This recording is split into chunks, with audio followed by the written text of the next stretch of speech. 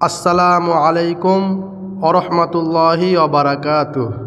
Finally ভাই আমাদের এই খাটটা পরিষ্কার হয়েছে, কারণ আমাদের গ্রামে একটা মাইয়াত হয়েছে। আল্লাহর কাছে লাখ লাখ শুকরিয়া যে আমার মৃত্যু হয়নি। এই আমার হলে আমরা আপনাদেরকে এই ভিডিওটা দেখাতে পারতাম না।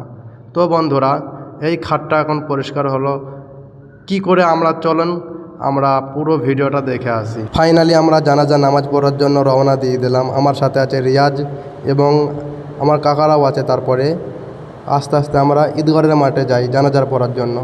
ফাইনালি আমরা ঈদগাহের মাঠে চলে আসি। ঈদগাহের মাঠেতে পা দিতেই ঘাসের গাদা, সেই জন্য আমাদের কিছু অসুবিধা হচ্ছিল না, কারণ প্রচুর পরিমাণে বৃষ্টি হয়েছে ভাই। তারপর আমরা এক কোণে দাঁড়িয়ে যাই। এক কোণে দাঁড়িয়ে যাওয়ার পরে দেখি আমরা অনেক জানাজা পড়ার জন্য অনেক লোক হয়েছে ভাই, অনেক পরিমাণে লোক হয়েছে। 7-8টা সামনে কাতার আছে, পেছনে কাতারও তারপরে হয়েছিল, কারণ পুরো ভিডিওটা আমরা তুলতে পারিনি। তারপরেও আমার পেছনে 2-3টে কাতার হয়েছিল, অনেক বড় বড় লাইন হয়েছিল। যাক, এটা যে মরেছে তার জন্য খুবই একটা ভালো সংবাদ। আপনারা সবাই ওই মহিলার জন্য দোয়া করবেন ভাই। তারপরে আস্তে আস্তে জানাজা নামাজ পড়ার পর আমরা কবরের দিকে রওনা দিলাম।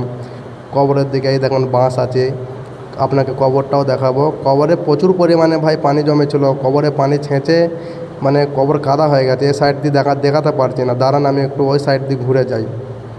তো প্রচুর পরিমাণে কাদা হয়ে গেছে কবর, সেই জন্যই কলা গাছ কেটে কলা গাছ বিছানো হচ্ছিলো, যাতে লাশটা শোয়ানোর পর যাতে কাদা না লেগে যায়, ওই জন্য আর কি বিছিয়ে দিচ্ছে। এই দেখুন আমার বেঁকু কাকা উঁকি মেরে দেখছে। তারপরে আপনাদের রিয়াজও এখানে দাঁড়িয়ে আছে মাজায় হাত দিয়ে।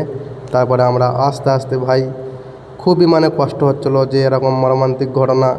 তো আমরা ফাইনালি মাটি দিয়ে চলে আসি। চলে আসার পর আমরা দেখি এখানে প্রচুর পরিমাণে খাওয়া দাওয়া চলছে। তো বন্ধুরা, আপনারা বেশি বেশি করে দোয়া করবেন ভাই ওই মাইয়াতের জন্য। আসসালামু আলাইকুম রহমতুল্লাহ।